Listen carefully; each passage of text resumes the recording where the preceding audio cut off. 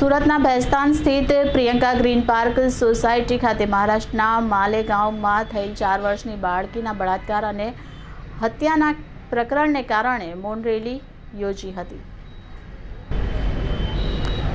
સુરત ભેસ્તાન સ્થિત Priyanka green park society ખાતે લોકોએ મહારાષ્ટ્રના માલેગાંવ જિલ્લાના ડાંગરાળે ગામમાં 4 વર્ષની બાળકી સાથે થયેલ બળાત્કાર અને હત્યાના કેસને લઈ મૌન પ્રદર્શન અને કેન્ડલ માર્ચનું આયોજન કર્યું હતું। મહારાષ્ટ્ર માલેગાંવના ડાંગરાળે ગામમાં 4 વર્ષની બાળકી પર બળાત્કાર બાદ હત્યાની ઘટનાને લઈ સુરત ભેસ્તાન ખાતે પ્રિયંકા ગ્રીન પાર્ક સોસાયટીમાં કેન્ડલ માર્ચની સાથે મૌન રાખી વિરોધ પ્રદર્શન કર્યું।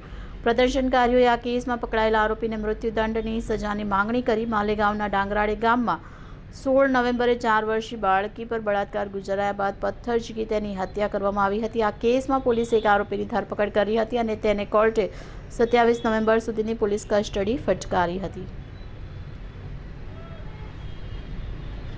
મારું નામ દીપકભાઈ સોનવને, હું પ્રિયંકા ગ્રીન પાર્ક સોસાયટીનો ખજાનચી છું।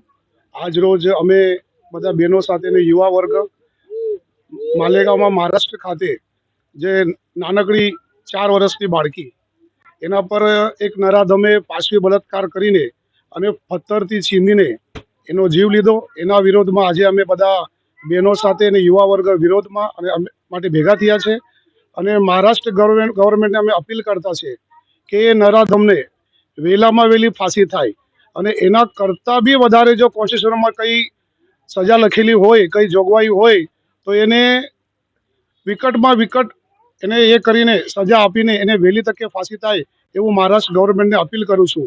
અને હું આજે આ ન્યૂઝ ચેનલના માધ્યમથી સમાજને અને સરકારને એક મેસેજ આપું છું કે નાની ભૂલકાઓ, નાની છોકરીઓને આજે સ્કૂલમાં ભણતી હોય એમને સ્કૂલમાં એક ચોપડી ઓછી ભણાવે તો ચાલશે, પણ એમને સેલ્ફ ડિફેન્સ માટે, પોતાના સંરક્ષણ માટે એક પર્સનલ એક વિષય રાખવો જોઈએ।